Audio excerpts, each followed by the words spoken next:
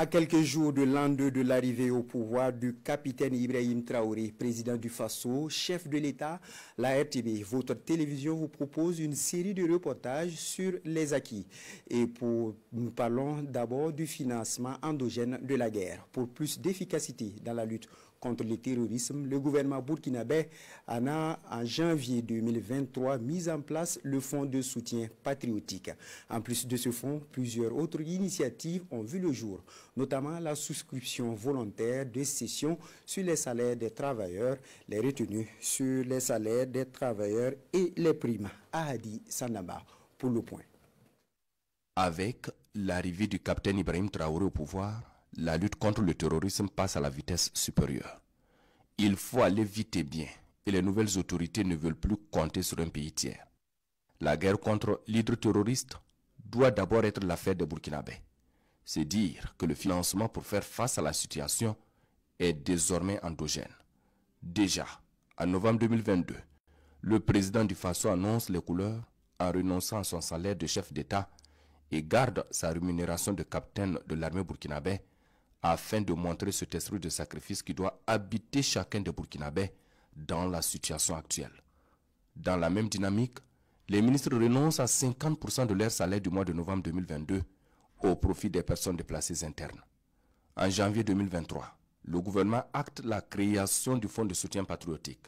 Il s'agit là d'un instrument unique pour la collecte et la gestion transparente et efficace des contributions financières en vue de soutenir les efforts de défense et de sécurisation du territoire national.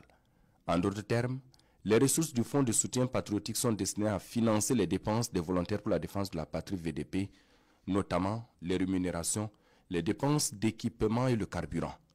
Les ressources collectées sont logées dans un compte ouvert dans les livres du Trésor public. Le fonds de soutien patriotique est instauré pour une durée d'1 an renouvelable en cas de besoin et il peut être dissous dès la disparition de son objet. La gestion financière et comptable du fonds de soutien patriotique est soumise au contrôle et à l'inspection des différents corps compétents de l'État et de tout organisme ou association de lutte anticorruption légalement reconnu. En avril 2023, le gouvernement adopte 2 projets de loi pour alimenter le fonds de soutien patriotique. Il s'agit notamment des taxes sur la boisson, la cigarette ainsi que les produits cosmétiques. Un projet de loi qui vise à renforcer le cadre juridique et la contribution spéciale sur la consommation de ces produits et services.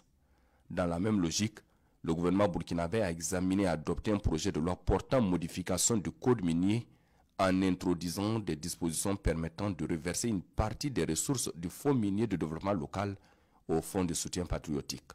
Toutes ces ressources permettront de contribuer au rétablissement de la sécurité sur l'ensemble du territoire et d'apporter une réponse urgente, efficace et efficiente à la crise humanitaire.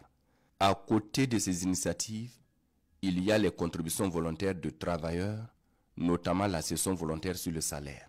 Il s'agit d'une opération qui se fait à travers des formulaires de cession renseignés et déposés au niveau des services de solde respectifs ou encore le relevé d'identité complet du compte trésor téléchargé et renseigné.